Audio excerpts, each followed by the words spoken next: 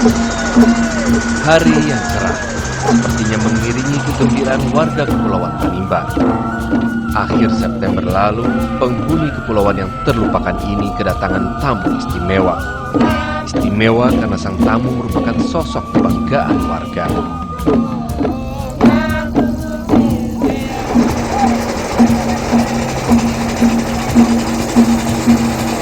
Adalah Pastor Lambertus Somar, tamu istimewa yang dijemput warga dengan menggelar upacara adat untuk penghormatan.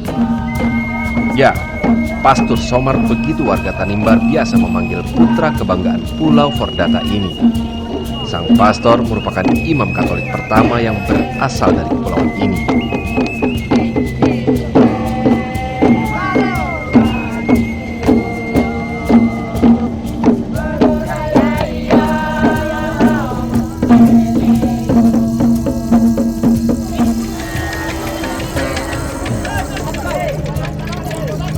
Layaknya tamu agung, sang pastor pun diusung warga saat akan menginjakan kakinya di tanah leluhur.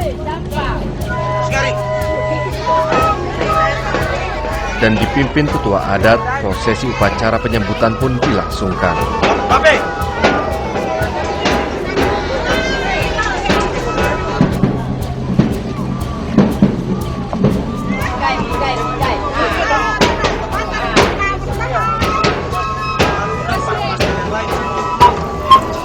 Kami mengundang para pastor-pastor yang lain kiranya datang bersama Bapak Pastor Somar.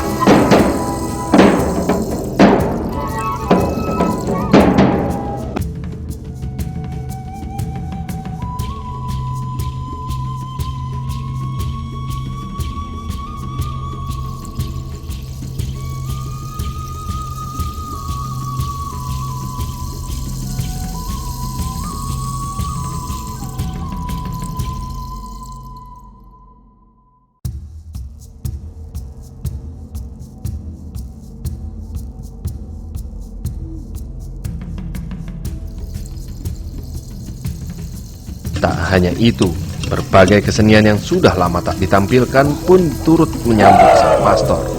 Misalnya saja tarian perang ini. Ini merupakan tarian yang sudah langka dan mengisahkan tradisi masyarakat Tanimbar di masa lalu setelah usai berperang. Ya, 100 tahun lalu masyarakat di kepulauan yang terletak di Tenggara Maluku ini belum mengenal agama. Konon, perang saudara hal yang lumrah hadir di sini.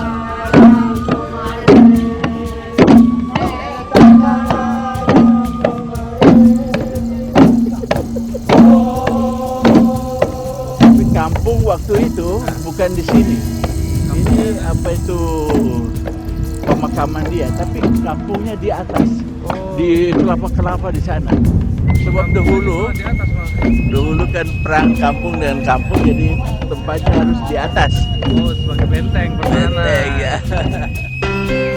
Bahkan di luar Tanimbar beredar kisah yang menyeramkan tentang masyarakat di kepulauan ini. Cerita tentang keganasan di Tanimbar itu kemudian mengawali perjalanan Father Neyens ke Tanimbar. Pernah ada permintaan dari Gubernur Jenderal supaya mengirim misionaris ke tempat ini. Sebab tempatnya kurang aman, barangkali dengan misionaris, dengan nilai-nilai hidup rohani, orang dapat berubah. Dan itu membuat Pater Neyens tertarik untuk datang melihat apakah tempat itu yang dikatakan tidak begitu aman bisa dikunjungi oleh misionaris. Dan untuk itu dia datang untuk melihat apakah kemungkinan itu ada. Dan dia mendarat di pantai Weluan ini. Ini daerahnya di dekat sini. Dia orang berani, dia takut, tidak takut bahaya dan lain-lain. Terus dia pergi ke Tanimbar dalam tahun 1910. Bertemu dengan orang dari kampung yang pada waktu itu dianggap sebagai kampung yang penting, Olilich. Dan dia observasi apakah orang-orang itu baik atau tidak. Setelah 6 minggu ya observasi Ya. ya. Baru kemudian datang. Dia pulang dan kirim 2 orang. Kirim saja. Lalu dalam tahun yang sama, terus dia berjalan periksa di kampung-kampung di Tanimbar selama 6 minggu. Kemudian kembali dia utus 2 pastor ke sana. Ada cerita menarik saat awal kedatangan Father Neyens ke Pulau Yamdena ini. Pada suatu waktu, ia berjumpa dengan anak-anak yang sedang mencari ikan, dan mereka datang dan tiba-tiba melihat seseorang, Matthias Neyens. Untuk mereka itu manusia yang aneh, warna putih, berjanggut, dan pakai jubah hitam, orang yang tidak dikenal dan tidak ada sampan di sini. Jadi dianggap itu orang yang turun dari atas. Jadi merupakan para leluhur salah seorang sudah turun. Itu menurut iman, kepercayaan, dan juga mungkin orang yang mati yang hidup kembali. Jadi itu menakutkan. Dan karena itu anak-anak itu lari ke kampung, dan misionaris itu ikut tanda jejak anak-anak di pantai ini sehingga sampai ke Ulilit, dan di sana dia bertemu dengan orang-orang dewasa, tua-tua kampung, dan di sana percakapan untuk menerima kedatangan agama dan Pastor Neyens. Tetapi Pastor Neyens hanya mengatakan, saya akan mengirim orang untuk datang ke sini lagi.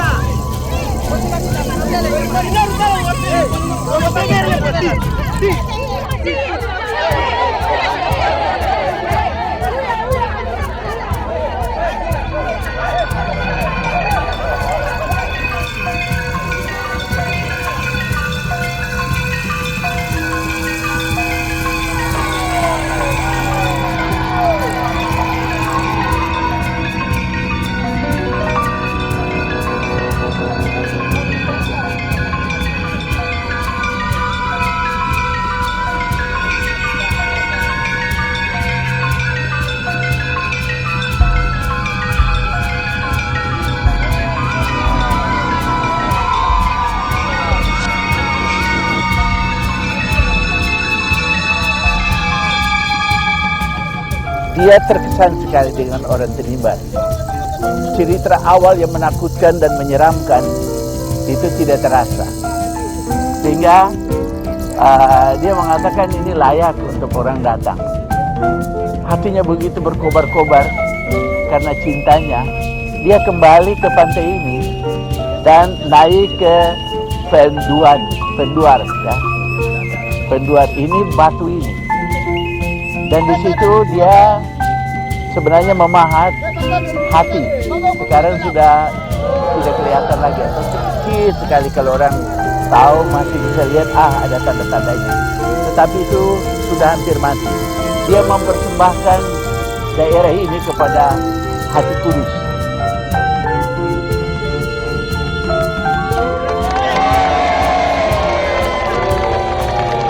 Tapi satu hal yang mereka bawa, bahwa ada orang yang besar datang, hebat. Dan ini juga yang membuat bahwa masyarakat itu tidak takut sama sekali, rela untuk menerima orang yang asing dan yang baru ini. Ini saya sangka penyelenggaraan Tuhan yang membuat hati dan hati bisa bertemu dan memulaikan awal ikatan untuk memulaikan suatu misi di sini. Dan saya sangka itu sangat penting, meskipun pada akhirnya dia tidak pernah kerja di Tanimbar di sini dan dia tidak datang lagi. tetapi yang datang adalah utusan-utusannya yang tidak mendarat di sini.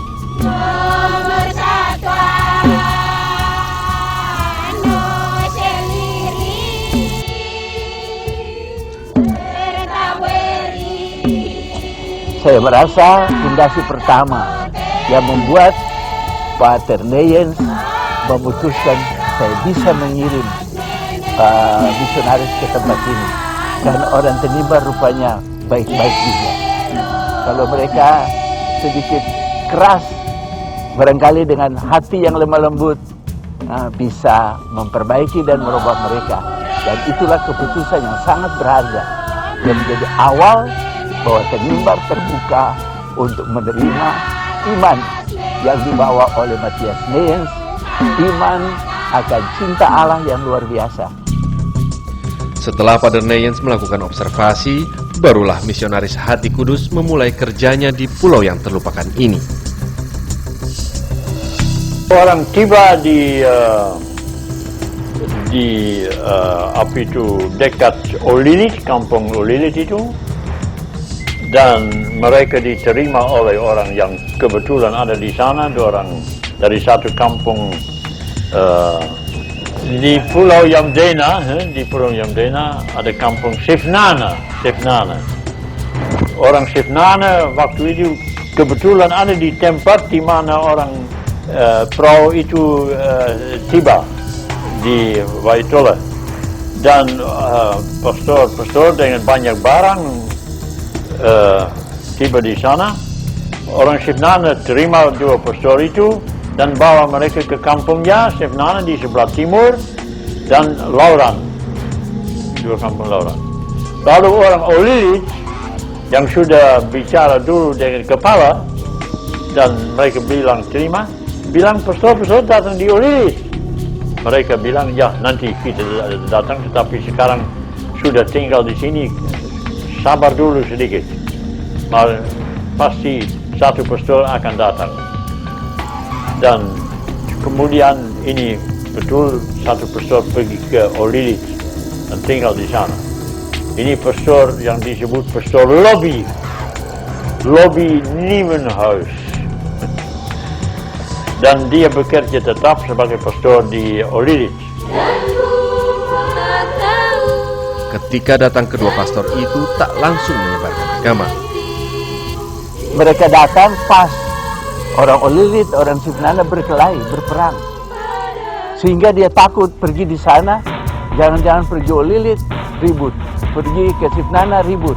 Jadi dia mengambil tempat yang bukan di dua kampung itu. Ya, di tengah-tengah. Jadi mereka ingat bahwa janjinya ke Olilit. Mereka ingat itu, tapi takut dua-duanya. Jadi mereka tunggu waktu yang tepat. Dan itu 3 bulan kemudian baru mereka masuk di kampung. Pergi ke Olilit dan ke Sifnana. Itu sesudah 3 bulan. Mereka ingin belajar bahasa dulu supaya menjadi baik, tidak memihak Sifnana, tidak memihak Olilit. Mereka ingin menjadi orang penengah. Setelah mempelajari bahasa setempat, barulah kerja misionaris itu dimulai. Mereka mengenalkan agama melalui anak-anak Tanimbar. Mereka ajarkan berbagai pengetahuan. Dan kemudian, barulah masyarakat Tanimbar mengenal Tuhan, mengenal indahnya iman. Tidak dipersatukan. Nanti misionaris mempersatukan. Baru mereka rasa, kita mesti kerjasama. Dalam waktu 3 tahun, itu seluruh pantai ini semua sudah berhubungan baik. Mereka terbuka untuk hal yang baru. Jadi misionaris membawa hal yang baru, dan mereka lihat pendidikan membuat orang pintar. Jadi mesti terima itu. Jadi mereka ingin maju. Ya, keterbukaan masyarakat Tanimbar itu kemudian membuat iman mudah berkembang bak jamur di musim hujan. Dan keindahan iman itu menjadi lembar baru cerita di kepulauan yang terlupakan ini. Lalu orang mulai kerja dan mereka lihat bahwa ada di agama diterima dengan baik. Terus dengan cepat dalam 10 tahun, 20 tahun, 20 kampung di sebelah sana menerima agama Katolik. Ini cepat sekali. Tidak ada juga gangguan dari orang-orang agama lain. Islam juga tidak ada di sana. Protestan waktu ini di bangku kampung juga tidak ada sama sekali. Terus mereka terima yang baru. Terus maju cepat sekali di Tanimbar.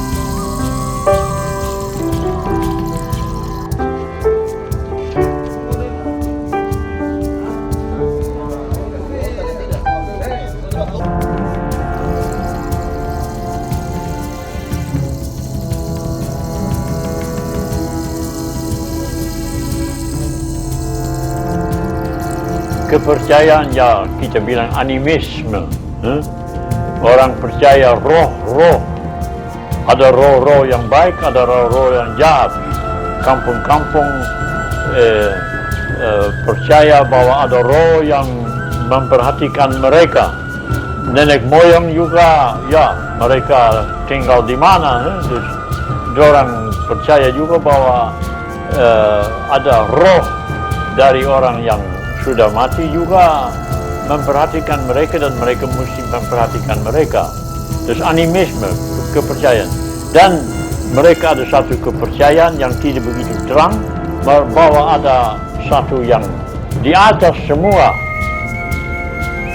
satu roh yang besar, yang, seperti ya kita sebut sekarang Tuhan Allah. Dan mereka dengar bahwa ya begitu ada Tuhan Allah dan bahwa Yesus Kristus yang datang di dunia ini menjadi manusia, tetap Allah tetapi juga manusia, dan dia mengajar untuk hidup baik-baik. Dari itu agama Katolik berasal dari Tuhan Yesus Kristus yang ada murid-muridnya dan lain-lain. Terus hal-hal yang penting dari agama mereka belajar pelan-pelan dan percaya, dan mereka juga dibaptis menjadi Katolik. Para misionaris yang bekerja kala itu tak memaksakan masyarakat Tanimbar untuk meninggalkan apa yang menjadi kepercayaan mereka. Hanya saja misionaris mencoba mengenalkan kekuatan besar itu adalah Tuhan Yesus yang mengatur apa yang ada di alam semesta. Kepercayaan kepada roh, kepercayaan kepada apa ini yang berkuasa yang lebih tinggi ada dalam kepercayaan animisme juga. Terus mereka itu semua ini ya tidak ada buku mengenai itu, ada kepercayaan cerita-cerita dan lain-lain. Terus ini di dalam agama Katolik mereka dengar, oh ada Santa Perawan Maria, ada seorang wanita yang paling hebat, ada Yesus Kristus yang buat mujizat-mujizat banyak, yang ini menarik orang dalam kepercayaan dulu. Memang ada kepercayaan bahwa bukan semua materi saja, ada apa-apa yang tidak bisa dilihat dan tidak bisa dipegang, tapi juga mempengaruhi kita di dunia ini. Mengambil saudari Anastasia Rewemase yang hadir di sini menjadi istrimu, dan maukah saudara menerima segala kewajiban sebagai suami terhadap istrimu. Saudari Anastasia Rewemase. Mereka juga dalam hal memberkati atau menolong, mereka pakai air kelapa atau lain-lain, bahwa ada Katolik dalam agama Katolik air yang dapat diberkati oleh pastor dan nanti bisa dibuat di gereja supaya membuat tanda salib atau diberkati rumah-rumah dengan air berkat. Itu sama juga dengan tidak berbeda jauh dari itu. Terus hal macam ini yang kelihatan dalam agama Katolik ada banyak. Terus ini dipergunakan dan ini menarik orang. Sedangkan agama Protestan, agama terlebih agama yang bukan Luther punya, tetapi Calvin tidak mau pakai rosario dan lain-lain, patung-patung dan lain-lain, sebab Tuhan Allah ini roh saja. Sebenarnya orang Calvin datang di sini dan belajar agama yang ada dulu di sini, mereka bilang ini orang menurutku lebih baik tidak masuk Calvinis tetapi masuk Katolik. Sebab Katolik juga pakai banyak hal-hal yang rosario, medali dan lain-lain, air berkat dan lain-lain, seperti orang sudah biasa. Di sini lebih cocok. Orang Calvinis sendiri bilang begitu. Jadi bilang hidup kita itu di dunia ini, tapi teman-teman kita itu orang-orang di atas. Nah, ini salah satu inkulturasi dengan daerah sini. Macam kita dengar itu mereka percayakan orang-orang yang sudah mati masih ada di sana, akan roh-roh. Nah, jadi ini langsung masuk.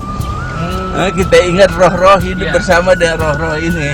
Ada hal-hal di mana mengikat mereka untuk menggambarkan hubungan mereka dengan dunia ilahi.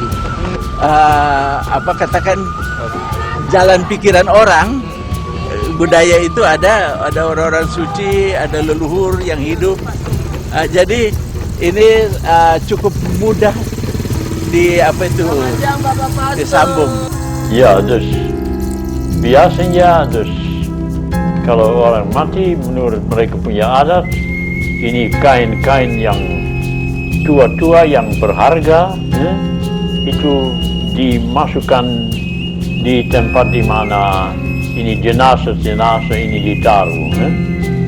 Terus ditinggal begitu saja. Untuk menghormati, untuk menolong orang ini dan untuk menunjuk orang punya perhatian dan cinta kasih pada orang yang meninggal. Jadi misionaris katakan, kamu mau tolong betul-betul orang yang meninggal, ini kurban misa untuk mereka, ini lebih menolong dari masukkan kain-kain itu dalam kuburnya. Terus lebih baik kamu memperhatikan orang, menolong orang jiwa-jiwa orang yang meninggal, itu baik. Kamu punya adat dalam hal ini bagus. Sekarang kami sudah mengajar bahwa orang yang sudah meninggal bisa kita menolong dengan buat kurban misa untuk jiwa mereka supaya mereka dibersihkan dan mereka diterima di surga. Jadi lebih baik kamu mau menolong mereka, jual kain-kain itu dan berikan ini untuk uang ini untuk stipendia untuk kurban misa untuk mereka. Terus adat dipergunakan oleh pastor-pastor ini dan menjadi adat Katolik. Tak hanya itu, kegemaran masyarakat Tanimbar bernyanyi dan menari juga menjadi nilai tambah yang memudahkan Katolik masuk di sini. Dengan pemandian, ya. Dan kemudian komuni pertama, selalu pesta pemandian, kemudian anak-anak sudah cukup umur, mereka terima komuni, pesta. Di Katolik juga, agama Katolik ada banyak pesta. Pesta Maria, pesta Yesus Kristus, pesta Natal, pesta ya rupa-rupa, Paskah dan lain-lain. Dan Tanimbar suka pesta. Memang suka pesta? Ya. Di sini cocok. Kemudian orang maju lebih dan mereka suka untuk mereka menyanyi dalam mereka punya bahasa. Terus guru-guru Tanimbar memang banyak yang membuat nyanyian-nyanyian dalam bahasa Tanimbar dengan lagu-lagu yang bagus. Sampai orang dari Jogja satu kali datang untuk mempelajari nyanyian dari adat dulu, untuk yang menjadi barangkali dasar untuk buat nyanyian agama.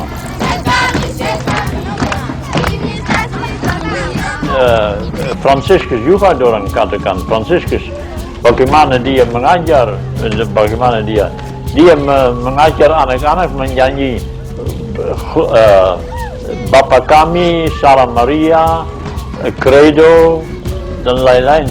Anak-anak sulit suka untuk menyanyi, terus mereka nyanyi juga di dalam rumah mereka. Untuk orang tua dengar juga nyanyian Bapa Kami. Kira-kira begitu juga di Tanimbar. Dalam 3 tahun, pendidikan dan pengenalan Tuhan di Tanimbar mulai terlihat hasilnya. Pembaptisan di Tanimbar pun dilangsungkan untuk pertama kalinya di Olilit. Pemandian pertama ini simbol hadirnya cahaya iman menerangi Tanimbar. Dan mereka juga dibaptis menjadi Katolik. Pertama, pembaptisan pertama, fase pembaptisan lebih-lebih anak-anak dalam tahun 1913. No, 3 tahun ini cepat. Di lain tempat, orang mesti lihat dulu 10 tahun, 5 tahun, di sana dengan dalam 3 tahun orang ada, sudah ada kira-kira 60 untuk diminta dibaptis. Pertama-tama anak-anak, tetapi kemudian juga orang tuanya juga suka itu. Setelah pembaptisan pertama itu, perkembangan Katolik di Tanimbar semakin pesat. Dalam beberapa tahun, 10 tahun, 20, 30, jumlah orang yang Katolik di Pulau K dan Pulau Tanimbar besar sekali. Sebab waktu itu di seluruh Indonesia, orang asli Indonesia masih kurang masuk Katolik. Di Jawa, di Sumatera, di ini. Satu blok orang Katolik K Tanimbar waktu ini menarik perhatian dari kepala besar di Jakarta, terus juga kepala besar dari Jakarta, uskup. Di sini belum ada uskup waktu itu. Mereka datang juga untuk memberi sakramen Krisma kepada mereka. Sebab ini jumlah itu, ini lebih besar dari jumlah orang asli Katolik di tempat-tempat lain, kecuali memang Flores.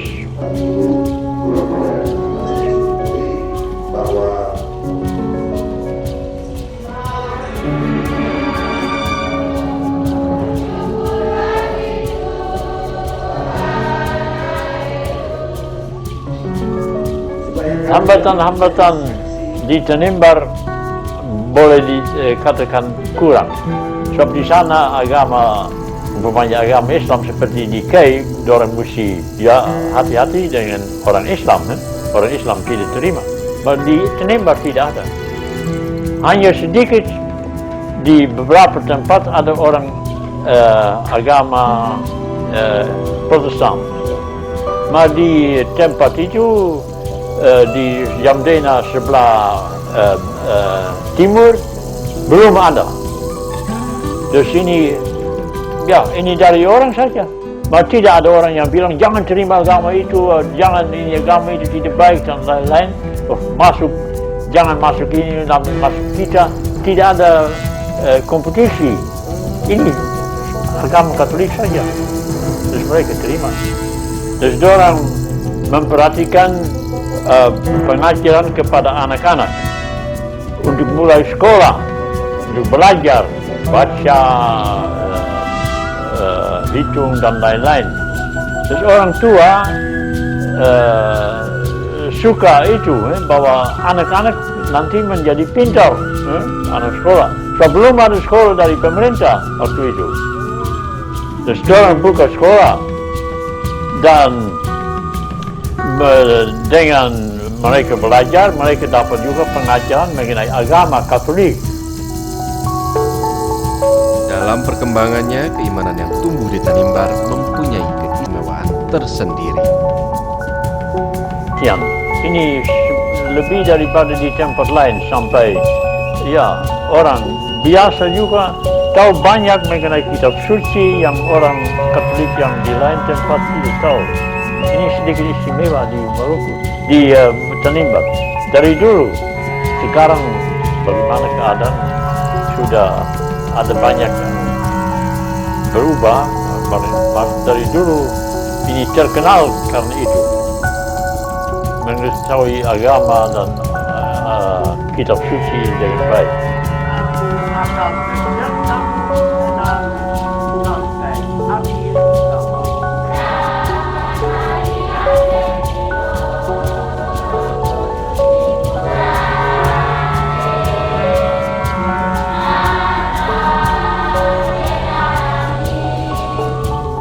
Dan mengherankan, blok besar dari Kei dan Tanimbar, mereka terus diminta untuk membawa agama juga ke tempat lain, teristimewa ke Irian. Dus orang yang baru masuk Katolik boleh dikatakan belum ini lama, ini menjadi terus guru agama, katekis. Ini luar biasa. 140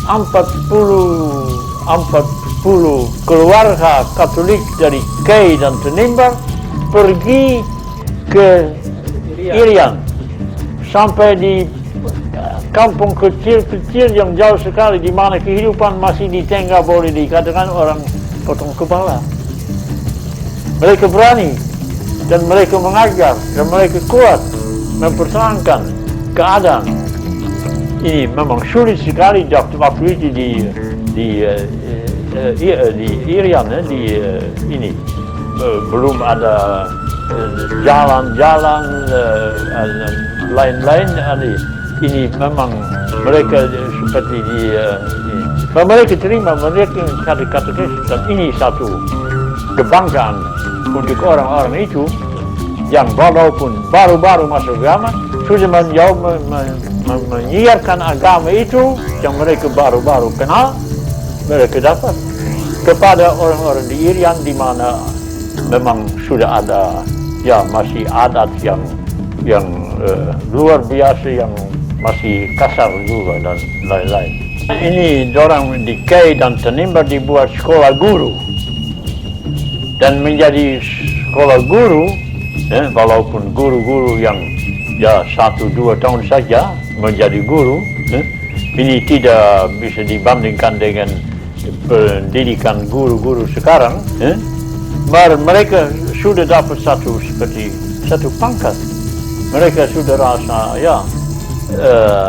ini secara manusia dicari juga, tetapi secara mereka sudah percaya itu, dan mereka mau menderita dan diterima tugas di tempat-tempat yang sulit.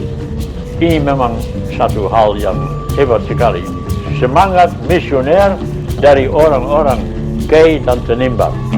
Karena itu saya biasa bicara, ini saya heran sekali bahwa pada waktu ini orang sudah siap. Saya biasa bilang, ini Langgur di mana pusat besar, dengan Langgur yang mulia. Sebab ini orang luar biasa untuk membawa agama terus kepada orang lain juga, menjadi misionaris, orang yang diutus. Terus bukan Langgur saja, tetapi termasuk semua orang Kei dan Tanimbar yang pergi. Orang Tanimbar kemudian menjadi salah satu ujung tombak pengenalan iman di wilayah lainnya, bahkan hingga ke luar negeri. Kisah guru-guru Tanimbar ini jualah yang menjadi awal ketertarikan Pastor Somar. Dan memang orang tua saya itu adalah guru. Dia salah satu dari orang-orang pertama yang dididik menjadi guru asal Tanimbar, yang dikirim untuk mewartakan Injil dan membuka sekolah di Papua. Ini luar biasa. Jadi semangat kerasulan itu sangat tinggi untuk menyebarkan sukacita akan Tuhan yang menyelamatkan. Itulah sedikit mempengaruhi kehidupan saya bahwa saya ingin juga berbuat sesuatu yang besar untuk orang lain.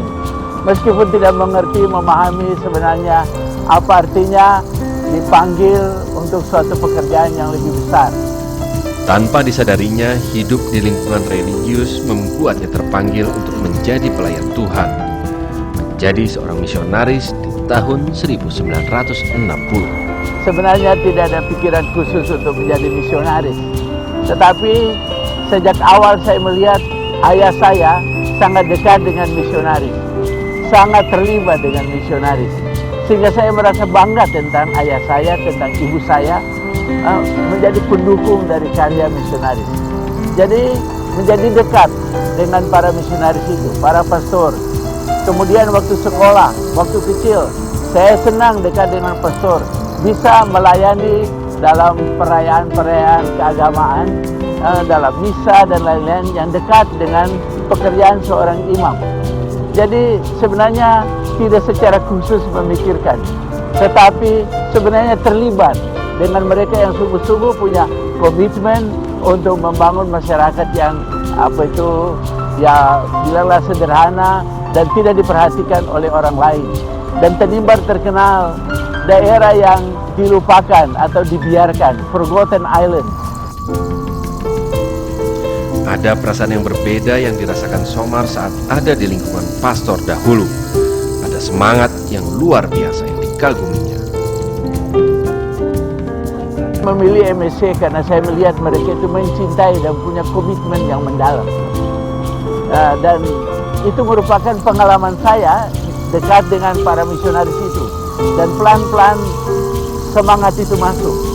Komitmen untuk membantu orang lain itu sangat tinggi. Dan begitulah saya terpanggil dan saya melihat mereka mengatakan itu hanya orang yang mencintai dapat membuat apa saja dan menyerahkan dirinya untuk orang lain. Dan itu yang menarik kehidupan saya, sehingga tokoh-tokoh MSC yang berjuang untuk kemajuan masyarakat di berbagai tempat, di Papua, di Maluku, dan di Manado. Itu membuat saya dekat dengan mereka, dan karena itu saya ingin menjadi bagian dari kelompok mereka. Jadi sebenarnya itu tidak secara berpikir, memilih, tetapi seakan-akan mengalir pengalaman itu tentang cinta untuk sesama dan berbuat baik.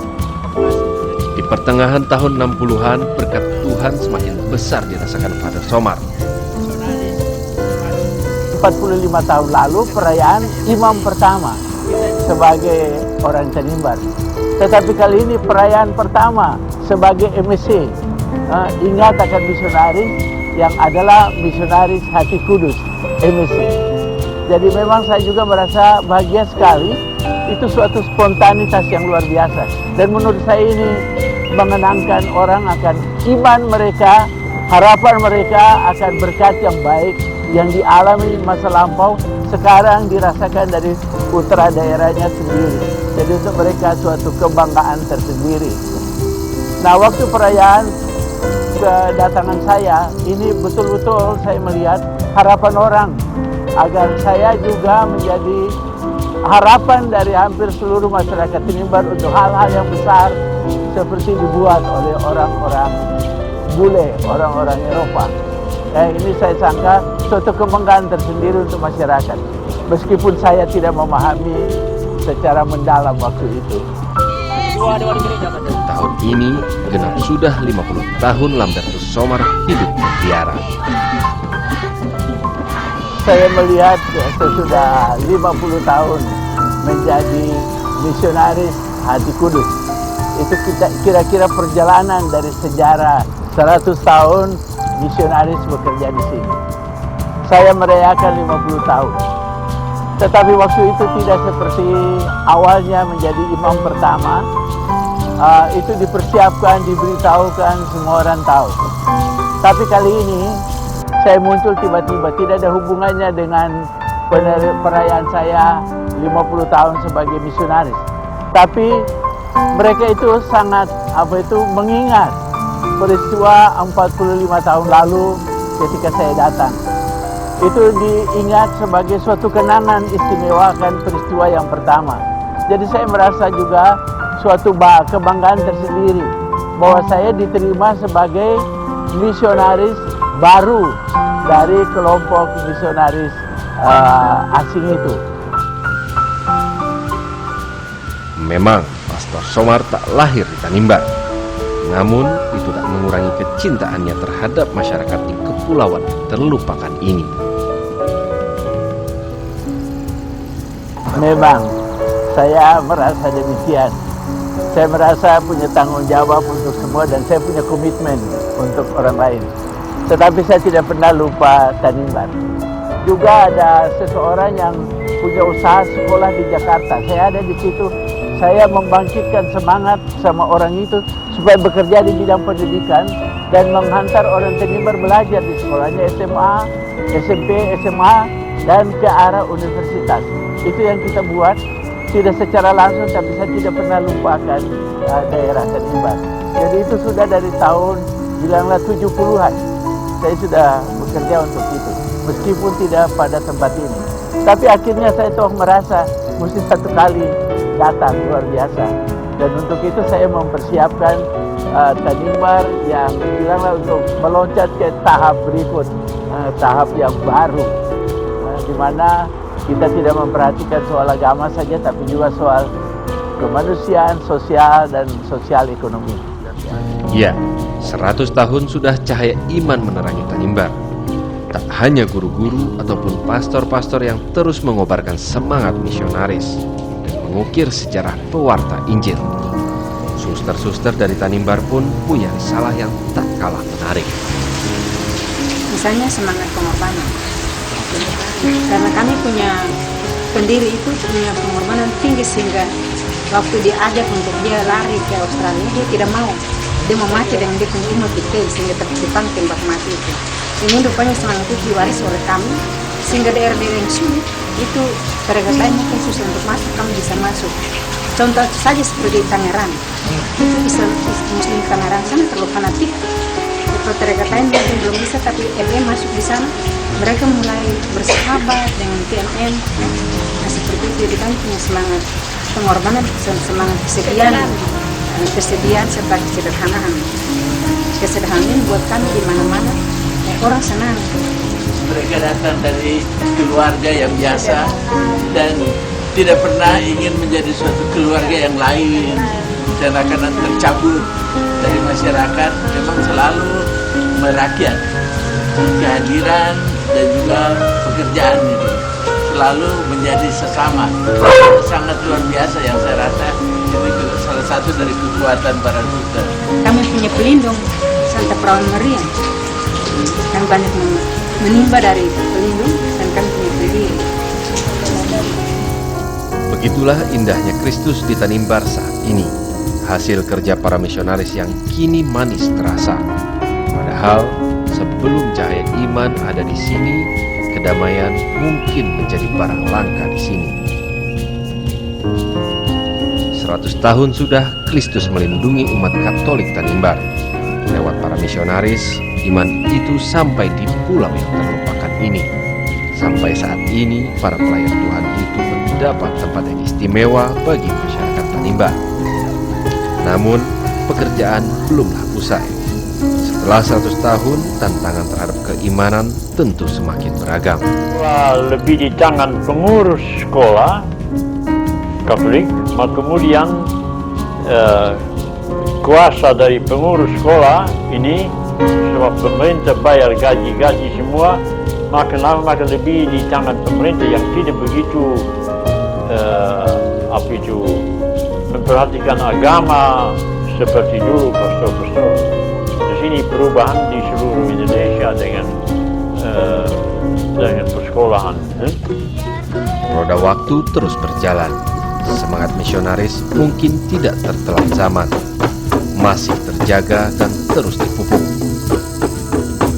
Namun, seiring perkembangan zaman, tentu perlu terobosan baru dalam berbagi kasih Kristus ini.